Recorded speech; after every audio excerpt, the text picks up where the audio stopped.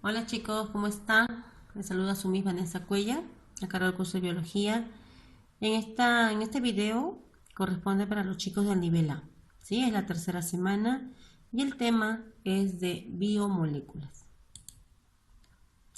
Recuerda que la primera semana vimos niveles de organización de la materia viva, ¿verdad? Donde los seres vivos se clasificaban en tres niveles, ¿no? Niveles químicos, biológicos y ecológicos. La semana pasada vimos a los bioelementos, que corresponde a un nivel biológico. Las biomoléculas también forman parte de los niveles químicos. Ahora, las biomoléculas se van a clasificar de forma muy sencilla en dos grupos, en las inorgánicas y las orgánicas, ¿no? ¿Tú entiendes qué significa cada palabrita? Inorgánicas no tiene vida, pero sin embargo son indispensables para los seres vivos. Y las orgánicas que están dentro de nuestro cuerpo, ¿no? Dentro de los seres vivos. ¿Ok? Mira, las inorgánicas, por ejemplo, el agua, los gases, las sales minerales, mientras que las orgánicas serían las proteínas, los lípidos, los carbohidratos y los ácidos nucleicos. Vamos a empezar con biomoléculas inorgánicas. Una característica entre las inorgánicas y las orgánicas es que las inorgánicas no presentan enlaces de carbono, mientras que las orgánicas tienen como base al carbono, forman el esqueleto, el armazón. ¿Ya? Entonces, las inorgánicas son aquellas que en su estructura química no presentan enlaces de carbono. Entre ellos vamos a tener el agua, las sales minerales y los gases. El agua. ¿Qué es el agua? Es una molécula. ¿Qué molécula? Orgánica e inorgánica. Inorgánica. Considerada como el líquido de la vida. ¿Cuáles son las características más resaltantes del agua? Está formado por dos átomos de hidrógeno y un átomo de oxígeno, ambos unidos por un enlace covalente polar. Es la sustancia más abundante en los seres vivos, que comprenden del 65 al 95% del peso total. Presenta propiedades físicas y químicas que van a ser responsables de su rol biológico. Las propiedades del agua. La primera, dipolaridad. No es bipolar, dipolar. ¿Ya? Consiste en la presencia de dos polos, dipolar, dos polos, positivo y negativo, debido a un enlace covalente polar. Esta propiedad le permite al agua actuar como un gran disolvente y formar, mira, puentes de hidrógeno, ¿ya? Entre moléculas vecinas, ¿no? Mira, puente, puente, puente. Cohesión molecular. Esta propiedad permite que las moléculas de agua se mantengan unidas por medio de puentes de hidrógeno. Cohesión molecular, mira. Tensión superficial. Esta propiedad permite al agua mantener fuertemente unidas sus moléculas que se encuentran en superficie libre. Por tal motivo, muchos insectos ponen huevos y hasta caminan sobre la superficie del agua sin hundirse, ¿no? Por ejemplo, imagínate que te vas a tirar un clavado, ¿no? A una piscina. ¿Qué tienes que hacer para hacer un clavado? Tienes que juntar tus manitos, ¿no? Y hacer y lanzarte con tus manitos para que penetre en el agua. Pero si te tiras y caes como una tabla, ¿qué pasa? Te golpearías, ¿verdad? ¿Por qué? Porque el agua tiene como característica, como propiedad, tensión superficial. Tú tienes que abrir el agua, ¿no? Haciendo un clavado con las manitos o de repente con los pies. Pero si te lanzas así como una tabla de forma horizontal, te va a doler. Por esa tensión superficial es que algunos animales pueden caminar sobre la superficie sin hundirse por la tensión superficial. Elevado calor específico. Esta propiedad permite al agua actuar como regulador de temperatura corporal. El agua es el líquido que más tiempo tarda en calentarse. ¿Y esto a qué se debe? Esto es debido a la presencia de un gran número de puentes de hidrógeno. Por tal motivo requiere hasta 100 grados centígrados para que esta agüita hierva, ¿no? Y poder pasar al estado gaseoso. La capilaridad. Esta propiedad, capilaridad, permite al agua ascender por finos tubos, mira, asciende por finos tubos llamados capilares. En este proceso interviene la cohesión y la adhesión molecular. ¿Cuáles son las funciones del agua?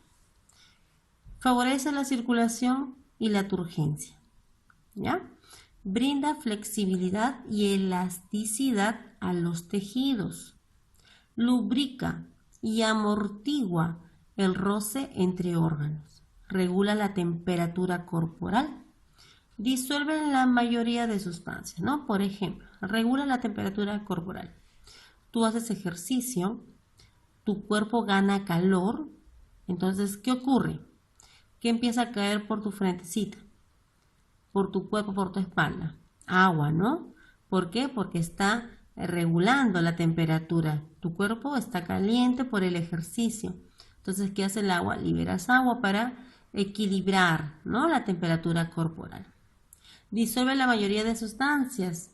Los alimentos que tú comes posiblemente pueden ser alimentos que carezcan de agua, ¿no? Porque recuerda que en todos los organismos el porcentaje de agua va a variar. Por ejemplo, en un adulto, una persona, ¿no? En la etapa de la juventud, adultez, el porcentaje de agua de su cuerpo será el 63%.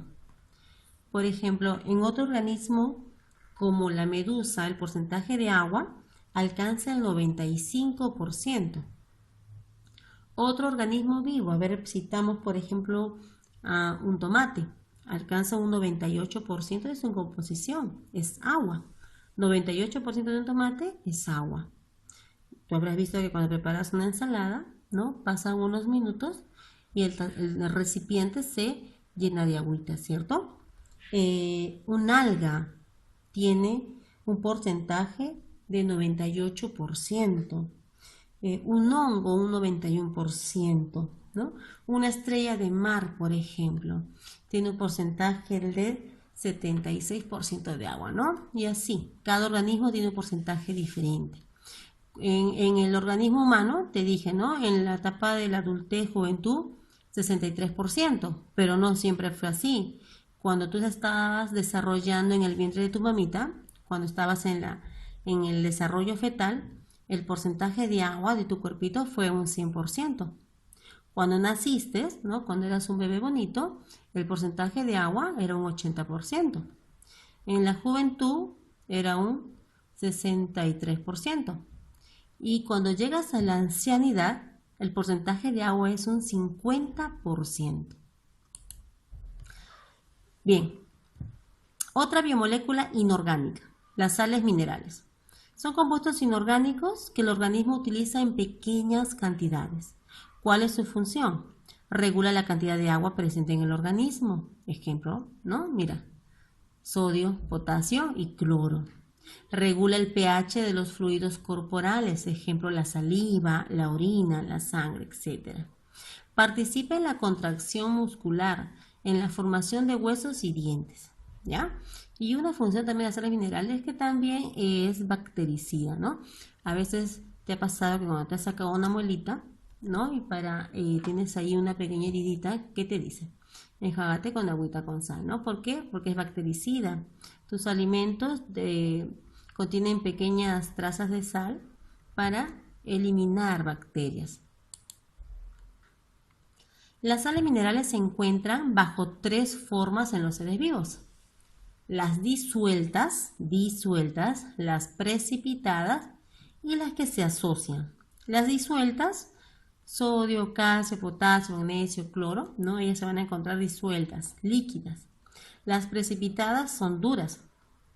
¿Ya? Lo vamos a encontrar, por ejemplo, en caparazones, en la cáscara de huevo, en los colmillos. Ahí se encuentran las precipitadas. Y las asociadas, ¿no? Como las fosfoproteínas, los fosfolípidos, la hemoglobina. Sales minerales. Pueden ser de dos tipos. Mira, una forma más sencilla de clasificarlas.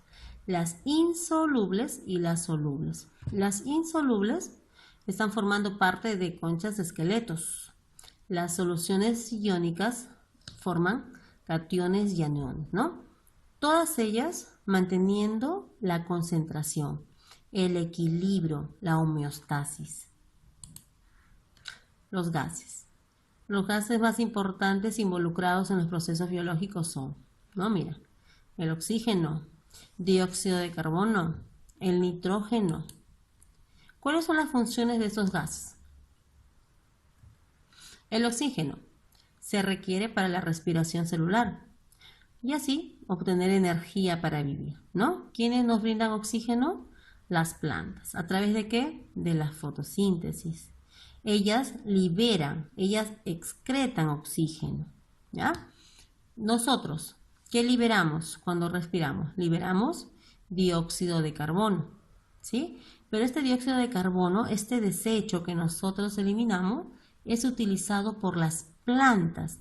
Ellas nos brindan oxígeno y nosotros ¿qué le brindamos? Dióxido de carbono. Hacemos un intercambio. ¿Te das cuenta? Es aprovechado por las plantas como materia prima para la fotosíntesis, ¿ya? El nitrógeno, utilizado por las bacterias e incorporado en las plantas para fabricar proteínas, ¿no?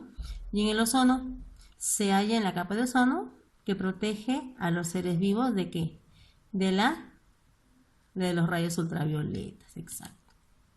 Bien, chicos, hasta aquí nos quedamos. Recuerda hacer tu separata, ¿ya? Quédate en casita.